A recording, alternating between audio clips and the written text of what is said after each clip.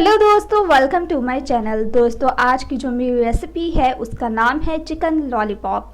दोस्तों ये बहुत ही स्पेशल और यूनिक रेसिपी है। आप लोग अफ्तारी के वक्त भी इसको ट्राई कर सकते हैं और जब कोई गेस्ट आ जाए आपके घर में तो तब भी आप लोग इसको बनाकर एंजॉय कर सकते हैं। तो दोस्तों चलते हैं इसके इंग्रेडिएंट्स की तरफ और जान लेते हैं कि आज की ये स्पेशल और यूनिक रेसिपी में ऐसा क्या इंग्रेडिएंट्स यूज़ होने जा रहे हैं। इसके लिए आप लोगों को चिकन विंग्स चाहिए होंगे 10 to 12।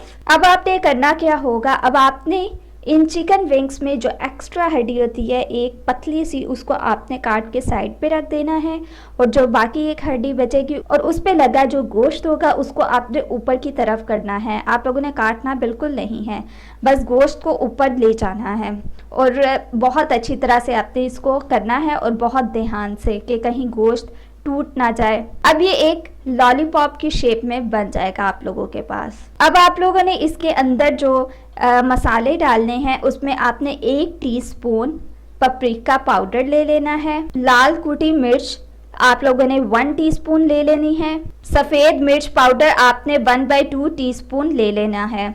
अब आप लहसुन पाउडर लेंगे 1 टीस्पून और नमक आप लोग ले लेंगे हस्बे ज़रूरत। अब आप लोगों ने इसमें 1 teaspoon peri peri sauce add करनी है, ये ऑप्शनल है। सिरका 1 टेबलस्पून ऐड कर देंगे। सोया सॉस आप लोगों ने 2 टेबलस्पून इस चिकन में ऐड करनी है।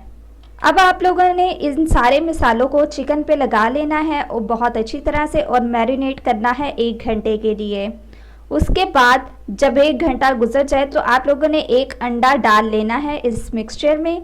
फिर आपने कॉर्नफ्लोर ऐड करना है 2 टेबलस्पून। मैदा आप लोग ले लेंगे 3 से 4 टेबलस्पून और फिर इसको बहुत अच्छी तरह से मिक्स करेंगे कि ये चिकन पे बहुत अच्छी तरह से लग जाए। फिर आप लोगों ने फ्राई पैन में ऑयल डालना है और उसको मीडियम फ्लेम पे थोड़ा हीट अप होने देना है और इस सारे मिक्सचर को आपने एक एक करके उसमें डाल देना है और जब तक ये गोल्डन ब्राउन ना हो जाए तब तक आप लोगों ने इसको पकाना है, यानी कि इसको फ्राई करना है।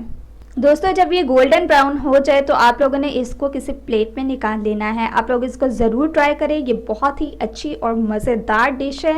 रमज़ान में इफ्तारी के वक्त भी आप लोग इसको बना सकते हैं। अगर किसी का दिल नहीं चाह रहा पकोड़े खाने को तो वो ये डिश बनाकर खा ले। तो दोस्तों ये बहुत ही डिलीशियस डिश है और यूनिक भी है, आप लोग इसको ज़रूर ट्राई करें। सो ये थी आज की मेरी रेसिपी और मेरी टिप्स। सो मज़ीद वीडियोज़ के लिए हमारे चैनल को सब्सक्राइब करके जल्दी से आप लोग बेल आइकॉन के बटन को प्रेस कर दें।